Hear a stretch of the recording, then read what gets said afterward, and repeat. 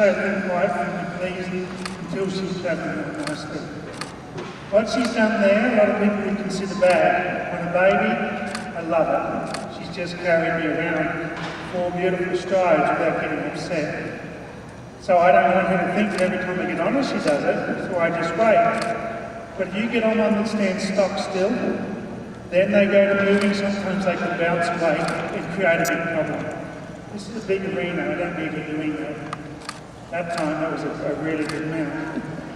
Here, as I take her nose to the left, I want to let her wash her hind foot away. I want you to know about what we have going with this mare. I cannot pull her with 2 reins and make her stop. If she jumps away, I'm just going to have to believe in what I've known and wait until she slows down. I may be able to guide her around, I'm not going to pull on her hard because she just doesn't know any better. I've set her up with calm and soft training. I'm going to have to ride her that way from her back. As she drifts off there a little, I'm going to bring her back through that circle and then let her ride on. This circle is going to be a lot bigger than any we've done, but it's going to be the same circle. I want you to trot along with the same cadence as you get on the ground. I use the whip to encourage forward. I just say to you, try with the sweetie. Try. The first few strides of these babies are really studded, and you'll notice my eyes are just between her ears. People would say, look up. If I look up, this mare here would get a feeling to go where I'm looking. I want her to look where I'm looking. It's 3 feet in front of her, and I want her to get to that bit of ground. Then notice I'm looking 3 feet in front of that and I want her to flow. I'm not pulling her to keep her at the speed. She's not running off on me. She's going where I'm looking. Now I can set my eyes up and I can start to ride her a little more, I suppose like people would like me to. But I don't ever want to forget who's underneath me. She is the most important part of this whole deal. I am nothing without her. She's still a wonderful horse without me. As I go along there, I make sure that she starts to flow out a little more. I did change the whip so that I can cue her this right hook here, because I'd like a couple of canter strides.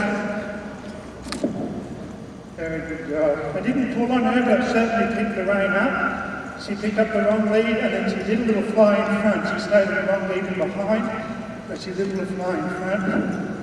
Try it. I'm going to ask for some more there. Now I have the same hold that I had when she was on the ground, that outside rein. I'm not pulling, I'm just giving her something to feel. Now I can feed the rein to her. I don't just want to feel and I just want her to gallop off and around. She pick up the leader by herself there. You'll notice I can throw rein to her and she stays in the exact motion I set her at. Here I'm going to think stop. I'm going to pick up on my inside rein and bend her down.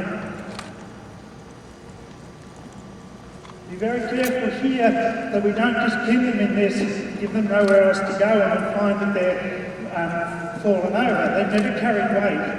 Don't know what it is to carry someone on their back. I have the outside rein, they can hold it with if I need. That's really lovely. Thank you. I'll take it to the right.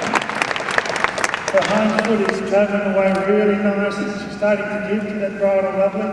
I'm going to ask her straight to trot. And the reason I go trot and canter really quickly is this mare is thinking behind me at the moment. She doesn't know how to carry weight, so she's thinking about doing less, not more. So the first couple of days I'll go straight to walk, trot and canter. As soon as I can get it, I do more trot and canter than I do walk. Then I get them on the second and third ride, and all they want to do is trot and canter, so they've got so much forward that I can focus on walk. If I just focus on walk now, I don't need to do less. I need to get the 3 gates early, for me at least. Everyone is different. But I know a lot of people that trot them for a week and back off and they canter on the weekend. Try that. Harp's there, so I'll be aware she doesn't go up with that. She's on what we would consider the wrong lead, but I don't think she's on the wrong lead, she's just going the wrong way.